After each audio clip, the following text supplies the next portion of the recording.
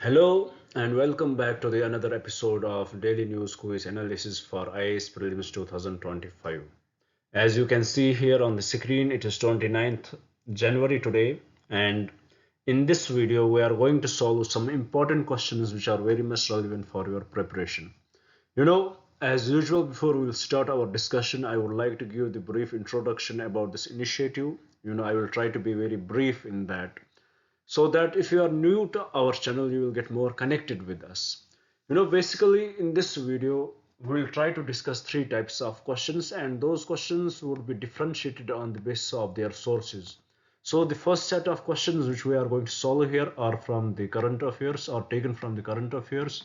What we will do? We'll take up the most important articles from the newspapers. We'll try to break them down into the simplest language possible, and we'll try to derive the possible previous questions from those particular articles so that it will give you the idea which part of the newspaper is important for your preparation, what should be your approach, and how you can expect the previous question from that particular article. So this is what we will do in the first set of our questions, in the first part of our discussion. After solving questions with respect to current affairs, we will shift our approach to the another part of our discussion where we will solve questions with respect to this static portion. What we will do here? We will take up some static topic. Currently, we are discussing Indian polity and we are discussing the office of president. We had taken a very discrete approach in it. Every day we will discuss a static topic. Today, from the president, we will discuss a topic from the office of the president, and we will try to understand that topic, and after we will understand that topic we will derive a possible previous question which can be asked from that particular topic, so that it will give you the idea how the questions can exactly be asked in the exam. So this is what we are going to do in the second part of our discussion. After solving questions with respect to current affairs and the static part, we will shift our approach to the third part of our discussion, which would be the last part. In it we will solve some previous year questions. To me this is the most important part of our discussion, because in this part we will learn what is the vocabulary which the UPSC is going to use, what are the different trends they use, how they implement, how they connect the current affairs and the static part, that we will understand in this part. And also we'll try to understand how can we solve the questions of which we don't have the proper knowledge, and also we'll try to understand how we can implement this knowledge which we will get from these previous year questions in the upcoming exam. So this is in a nutshell what we are going to do in this video. Now, before we will start our discussion, I would like to request you guys, please, if you are watching this video, and you are preparing for prelims 2025 or 26, what you should do? You should start noting down these questions. Develop your own question bank. When your exams would be near, you would want, at that time you would want to revise everything. Basically I'm talking about the month of May. At that time, you will have very limited time, you will have very few days left for your exams, so the anxiety level will increase. You would want to revise everything, but time won't permit you. So what will you do? If you will have these questions with you which we discuss here, you would just revise these questions. These questions would definitely connect you with the current affairs, it will connect you with the static part, it will connect you with the previous year questions, and it is definitely going to boost your confidence, which is the most important thing which you will need before your exams. And also, as I always say, our sources are same as what the UPSC is going to use for framing your papers. So there are chances that many questions can coincide. If not the questions, many statements can coincide. Let us suppose if not the statements either. But trust me, these would be the concepts from where the UPSC is going to ask you the questions. So be on the safer side, note down these questions, develop your own question bank, and clear the exam. Now, with this, I would like to request you guys, please do subscribe the channel. When you subscribe, it helps the channel grow. Please share it with your friends so that they may also get benefited from this initiative. And please do write in the comments what do you feel about this initiative. Now with this, let's have a look at the first question which we had brought on the screen. Here the question which you can see on the screen is basically talking about the first backward classes commission. Why we had brought this question? You can ask this question to me, sir, what is the reason why we are discussing the first backward classes commission? What was the need of that? The reason for that is, in today's newspaper there was an article which talked about the impact of classifying denotified tribes. The article was about the notified tribes. What is the impact of it? What is the impact of classifying these denotified tribes? So here We have to dig little deep into the history. First, we have to understand what this denotified tribes are. You know, basically, you have the legacy of the British colonial era. You know, when there was British Raj. You know, in during that time there were several tribes which were very much against the presence of British in their particular areas, and there were several because of that those tribal communities, they were left alone, they were left out, and as well as they were left out, they were left out from the mainstream population, and also they were targeted by the British officials. So there were few, they were targeted by the British officials, and they were left out from the mainstream population. So they had gone through huge discrimination from the history itself. These tribes, they had gone through huge discrimination from the history itself, because they were very much against the British, as well as they were very limited in their approach. Their livelihood was very much limited. Their financial independence was very much limited to their areas, and also their revolt against British did not go well for their development. So British, what they did to them, they didn't notify them. What they did, they brought up certain laws. They treated them as criminals. They brought laws which colored them as criminal tribes. So they were highly targeted, and because of this targeting from the British government, you know what, they were ignored, they were discriminated. So with this, you know, they had been left out from the mainstream population. So after we attained the freedom in 1947, the first target of these commissions was to bring those first thing which the government did, it repealed those laws. It repealed the pre-independent laws which targeted them as the criminal tribes. So this criminal tribe title was removed from them after the independence. And another thing, from 1949 to from 1949 to 1952, the government tried its best to bring to notify these tribes which were targeted in the British era. You know, but with respect to this, you know, as government tried its best, you know, we had brought different committees with respect to that, but still till now there are many tribes which are left behind. You know what was our approach earlier? We looked at their socio-economic conditions. We looked at their socio-economic conditions, and we looked at their you know, where they live, what is their livelihood. We looked at different parameters. But it was the first time, you know, this year it was the first time when a scientific approach was taken for the notification of these tribes, for the classification of these tribes. And this scientific approach was done through the Anthropological Survey of India. It was done by the Anthropological Survey of India, Anthropological Survey of India, and it is a Tribal Research Institute. They have done this survey, Tribal Research Institute. These two entities, they had done this survey, and they had brought approximately through, they had approximately, you know, recognized, or we can say, they had classified approximately 268 denotified tribes which had been left behind, which were not ever included in the reservation, which had not enjoyed the benefits of reservation, which had not enjoyed the benefits which we mainstream population enjoy. So it was the first time it was done. The Anthropological Survey of India and Tribal Research Institute, they had brought up the survey, and they had submitted it to the ministry, and they had in this survey they had found out 268 denotified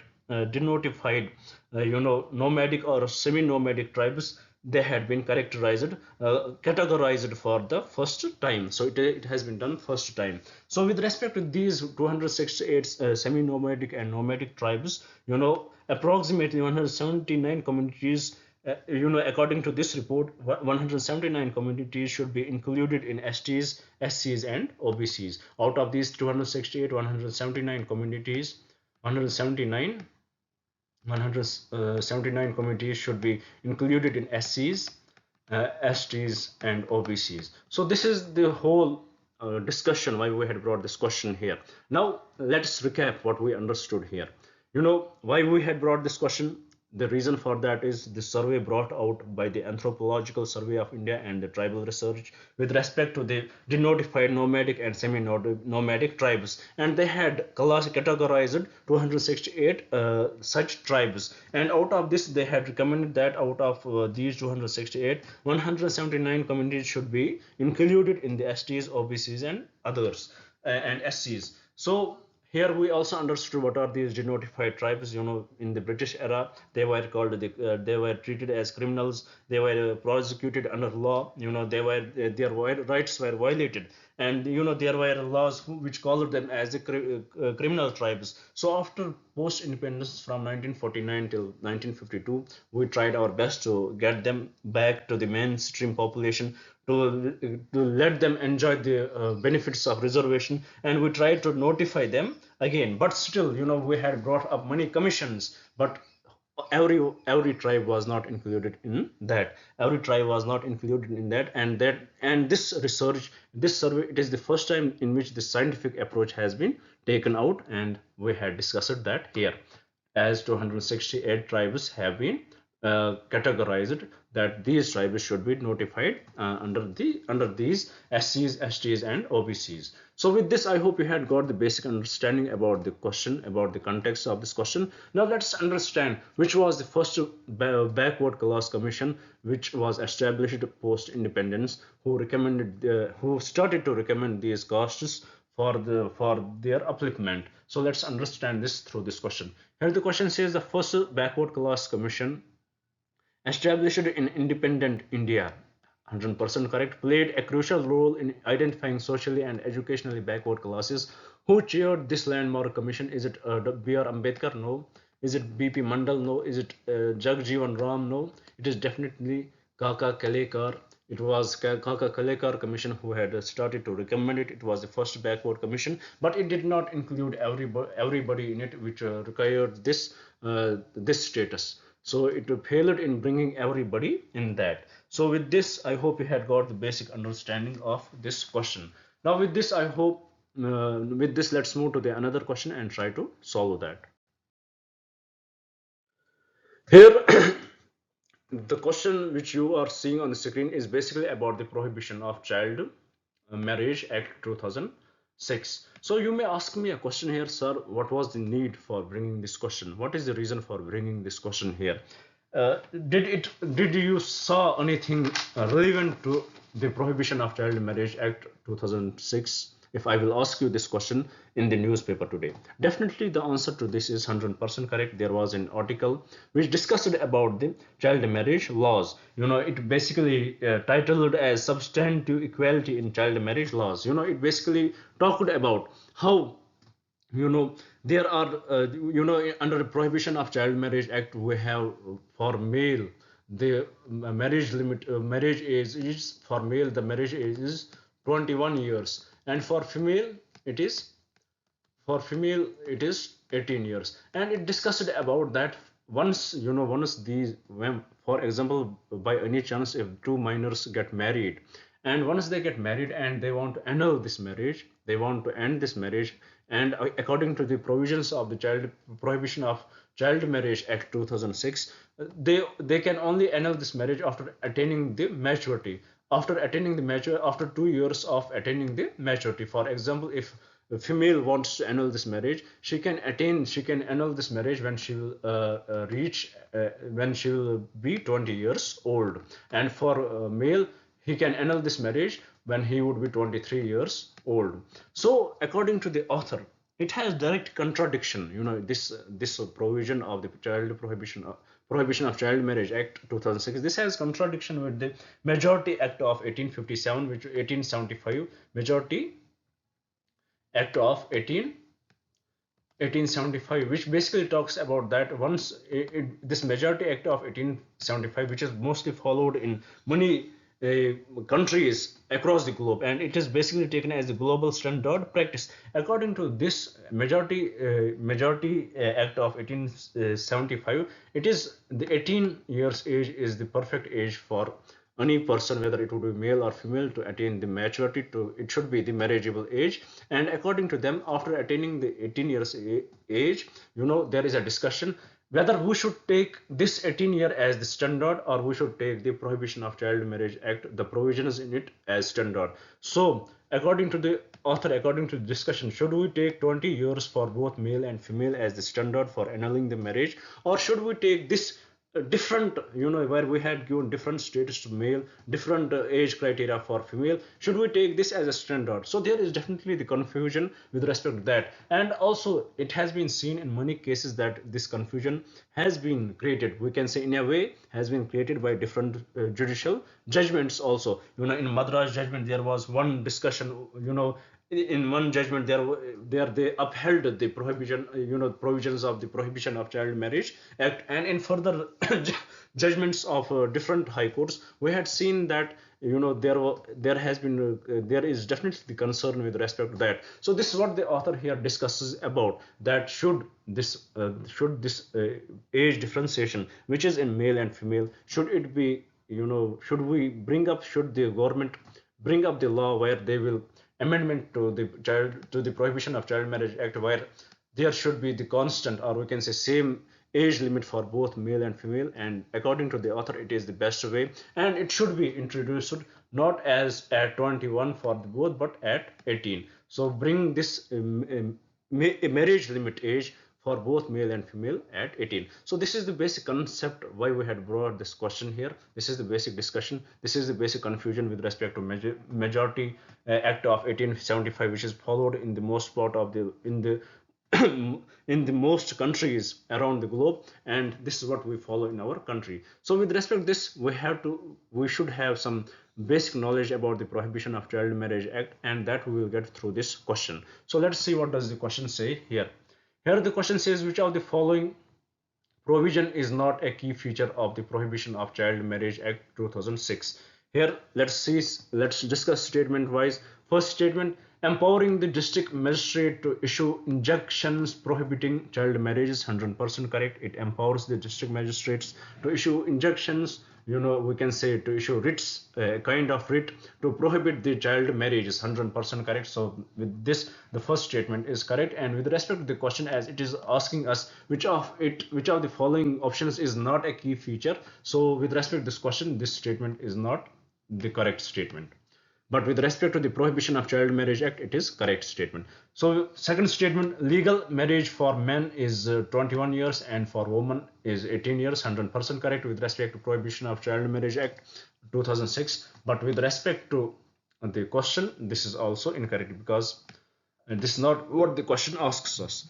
Then let's look at the fourth statement first. Enabling the child, now an adult, to petition for the annulment of their child marriage is 100% correct. It is the provision of the Prohibition of Child Marriage Act, but this is not what the question asks us. After 2 years they attain the adulthood, they can annul this marriage. So this statement is also correct with respect to the Prohibition of Child Marriage Act, but not with respect to question. So coming to the third statement: making child marriage a cognizable offense. No, it does not make it a cognizable offense, that without any warrant that police can arrest you. It is not like that. So with respect to this question, the correct statement would be option C. Option C is the correct statement, as it is not a key feature of the Prohibition of Child Marriage Act 2006. It is not a cognizable offense. So with this, I hope you had got the understanding of this question. You had got the understanding of the background which we discussed earlier, why we had brought this question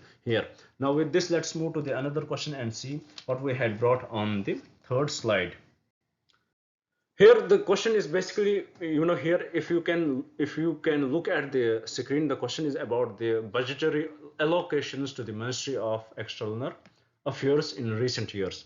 Basically there was an article which talked about the gap between the works which the Ministry of External Affairs does and the budget we provide, the budget government provides, as we are very much nearing towards the budget for this financial year. So there is a discussion that the work which the External Affairs does and the budget which we provide them, there is a huge gap. If we will look at the how much budget we had been giving to the external we can say Ministry of External Affairs from 2017 till 2023, if we look at the allocation of budget at what percentage it is increasing? It has only increased by the average 4% year by year. By average 4% year by year it has been increasing, which is very low. And also, if we only in 2023, only in 2023-24, this budget has increased to 23%.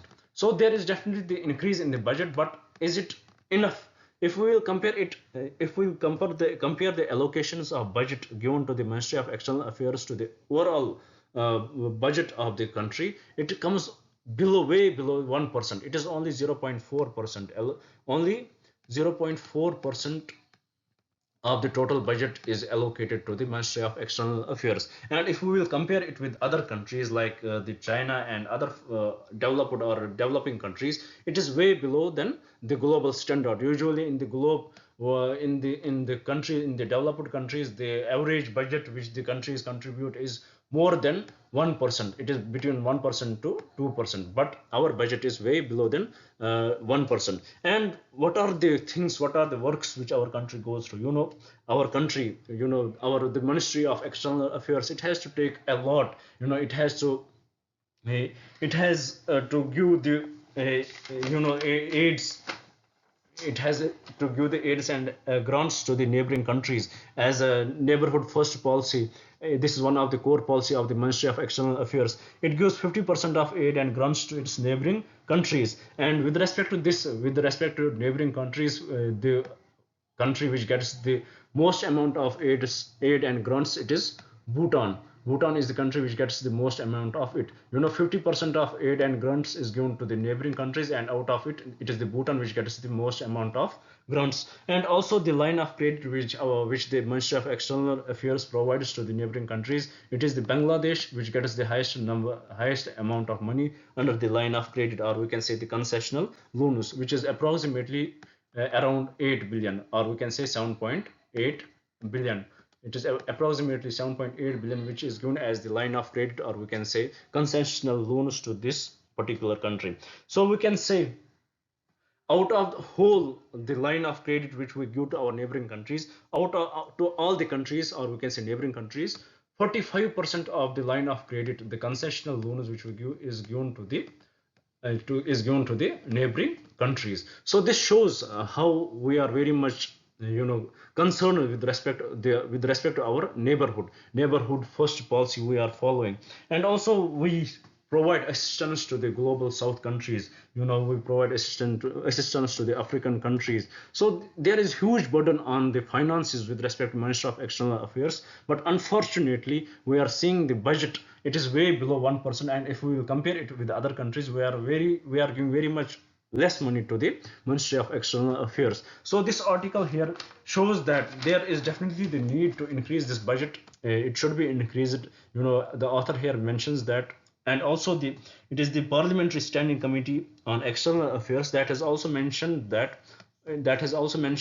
this budget provided, the percentage of budget provided to Ministry of External Affairs, it should be increased to the 1%. So if it is being increased to the 0.4 or 0.6%, it is definitely the great. If the allocation of budget to the Ministry of External Affairs is given more, it is definitely going to impact show the importance of India to the world, how we can achieve the goal of global power, how we can achieve the goal of being the sole providers in this particular area. So this is how we can achieve that target. So with this, I hope you had got the basic understanding why we had brought this question here. Now with this understanding which we got from this discussion, let's try to understand this question. Let's see what we can get from this question.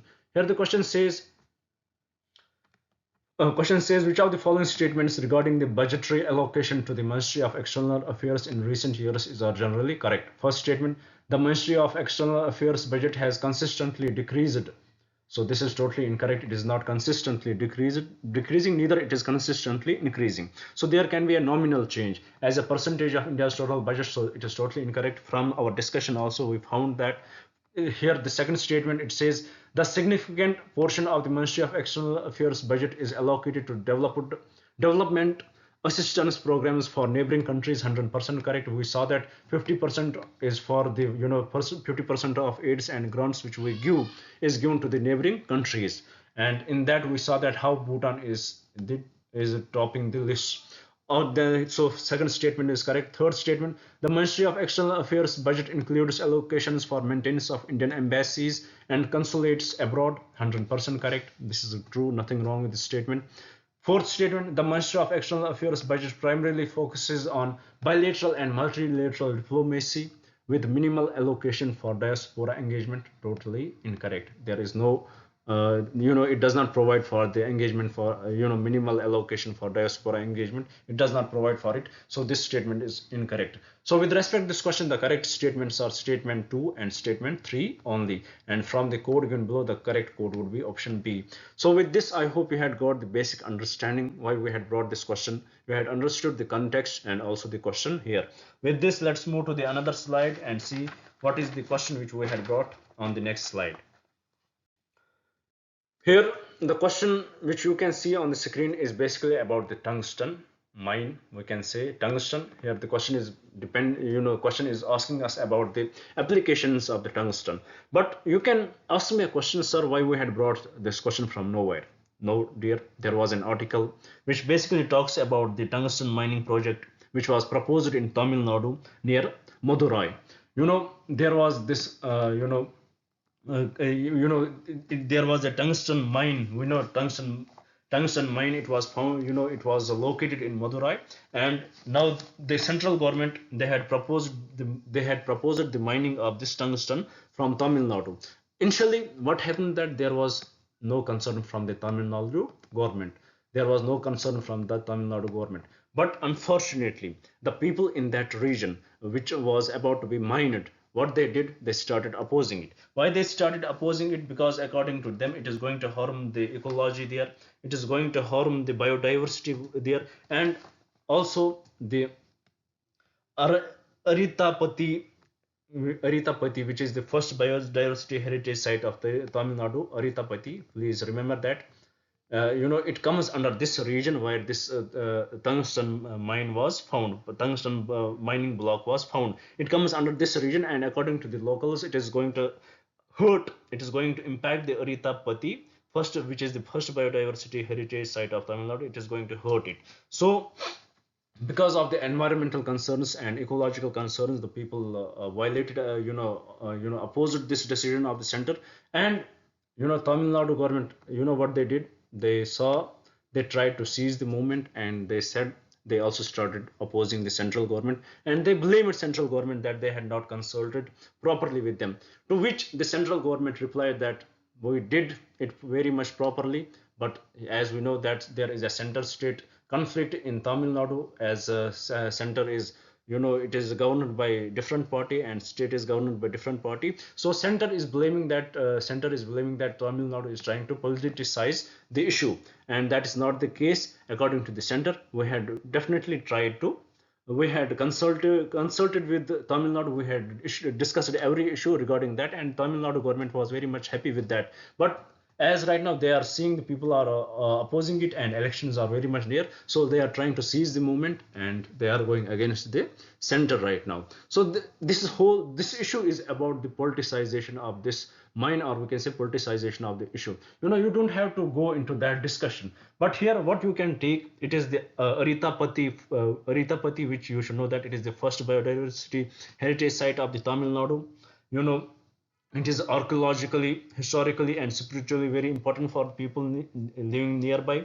And also, you should know about tungsten or its applications, where it is being used.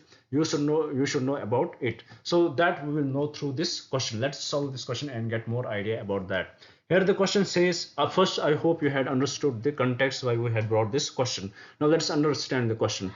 Here the question says tungsten, a versatile metal with a high melting point, 100% correct, and density, 100% correct, which is very lustrous in nature, finds application in a variety of industries, correct. Which of the following is not a typical application of the tungsten or its alloys? So here we have to find out which one of the following is not its application.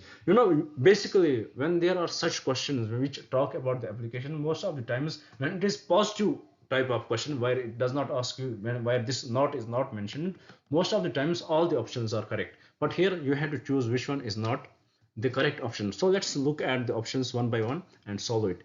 First statement says filament in incandescent light bulbs, 100% correct. It is used there.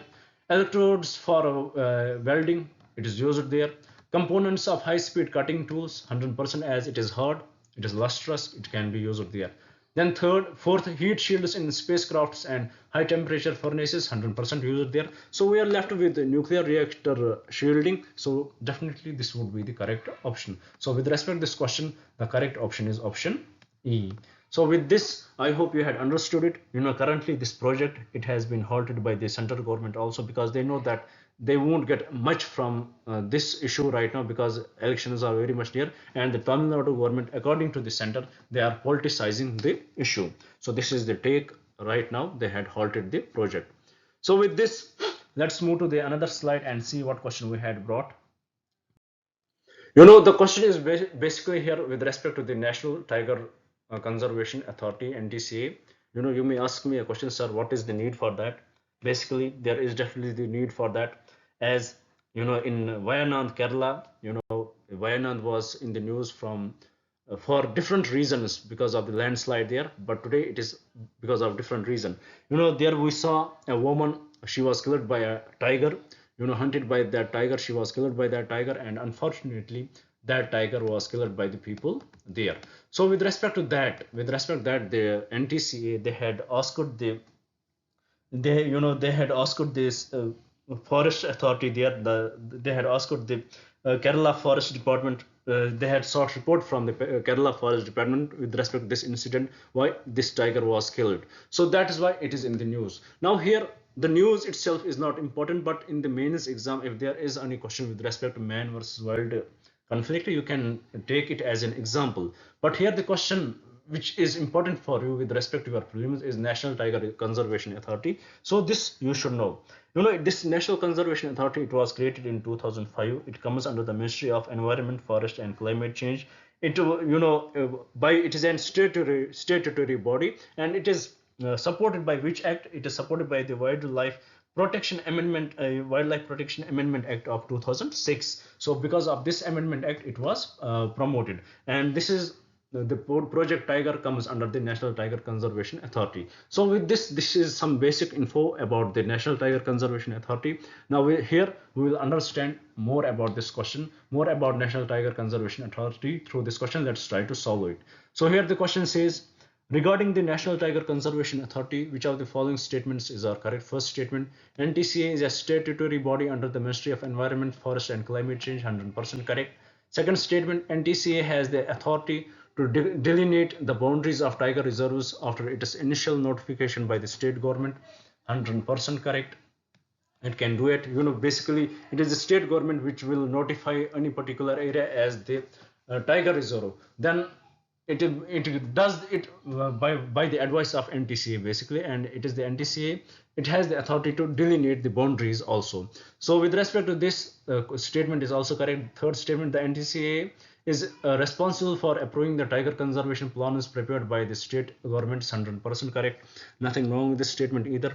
Fourth statement, NTCA can direct a state government to take specific action for tiger conservation within the tiger reserve, 100% correct. So with respect to this question, all the four statements are correct, and the aim why we brought this question here was to give you the basic understanding about the National Tiger Conservation Authority, under which ministry it works, what is its mandate, and all that what we understood here. So with this, we complete today's discussion with respect to the topics. No, still we are left with one topic from the current affairs, and let's see what we had brought on the next slide.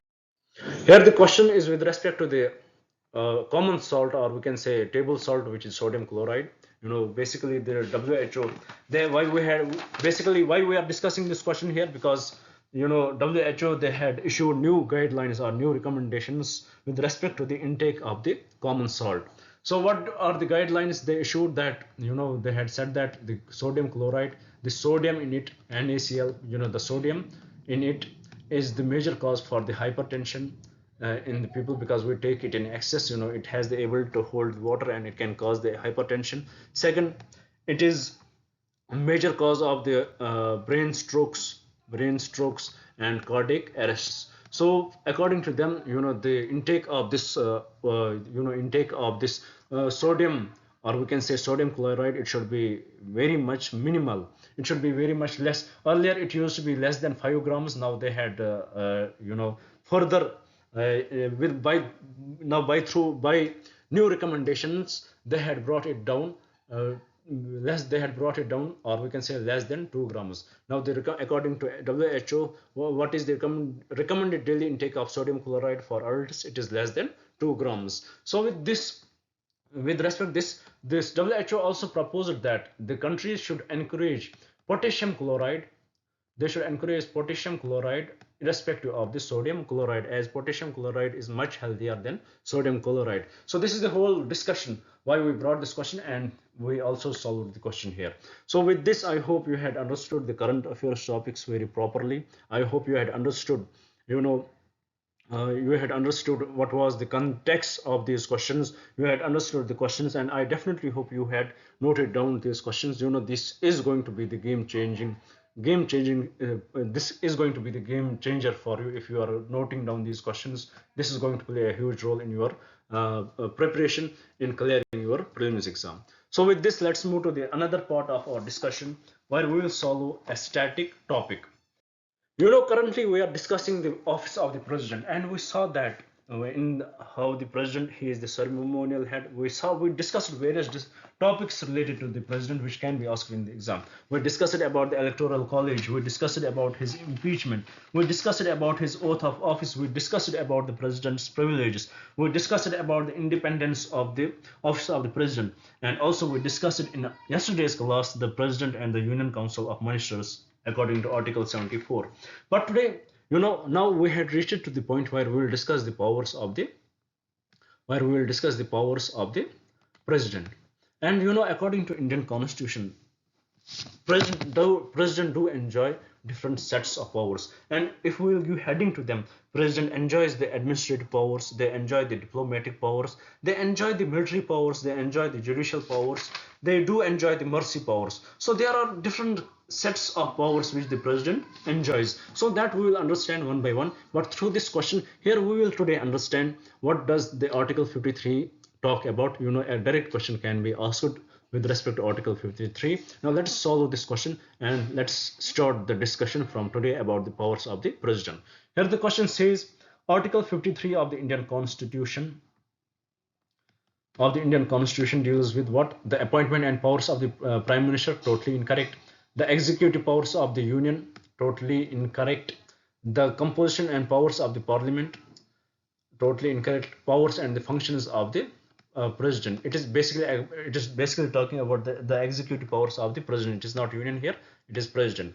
So Article 53 basically talks about the executive powers of the president. So from today we will start discussing the executive powers of the president, as here we established executive powers of the Union are vested in the president.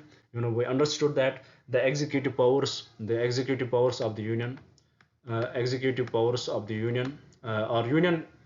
they are vested with the president.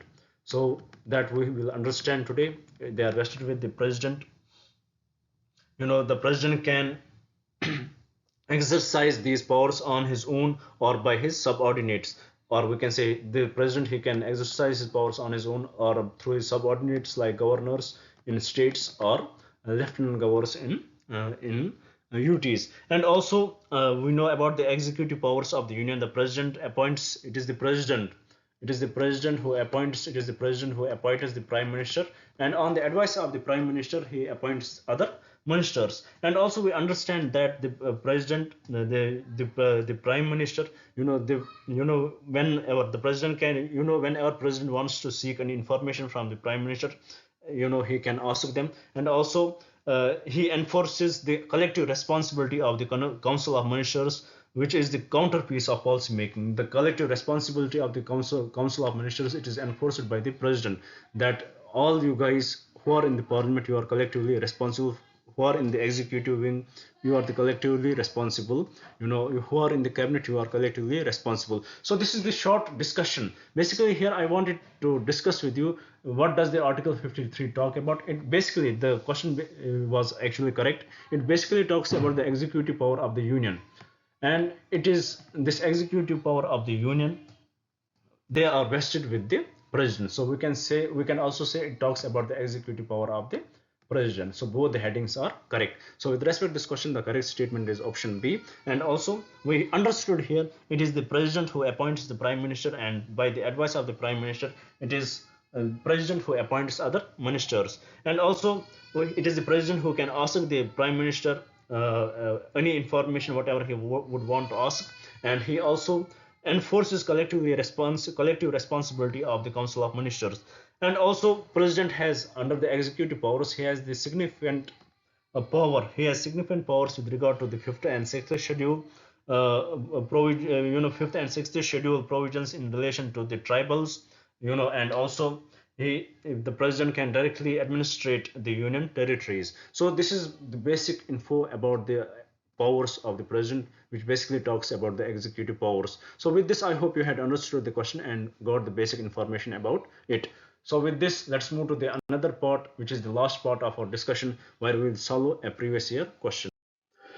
Here, as you can see, the question is from the physical geography as we are discussing it right now, and this question was basically asked in 2007, I guess. And let's see what does the question ask us here.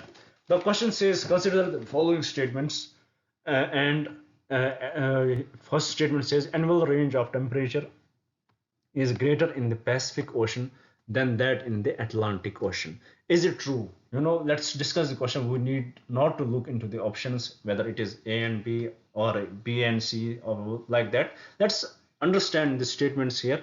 The first statement says annual range of temperature is greater in the Pacific Ocean than that in the Atlantic Ocean. Is that true? The maximum, about the maximum and minimum temperature in the oceans, it varies from the, here you have to understand the concept. It varies from the closed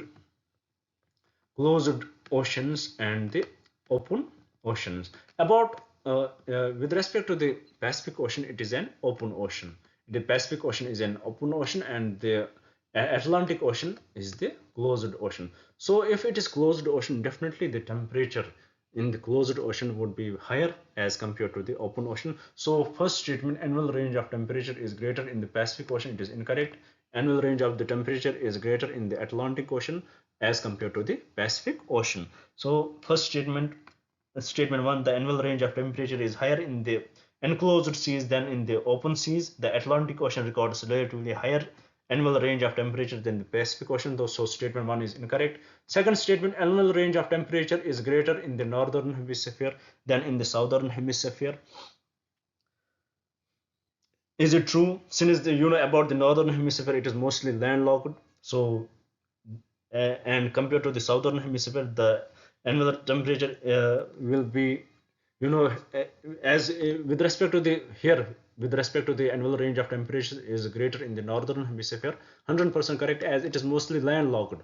Compared to the southern hemisphere, it is connected with the oceans. It is mostly oceans. So with respect to this question, the annual range of temperature is greater in the northern hemisphere, 100% correct, than in the southern hemisphere. So what did we understand here? It is basically the understanding based questions. You need to have the understanding about these concepts, closed oceans and open oceans, about basic thermodynamics. What will happen if you will put a water pot and there is another water body? What would be the range of temperature? What would be the difference of the temperature? If you have this understanding, you will definitely know that. And also the understanding of absorption of heat by the water and the land. What would be the difference in that? Usually on the land, the heat is more absorbed. It takes, here the temperature would be more as compared to the water body. So definitely we can solve this question through the basic understanding, and to this question the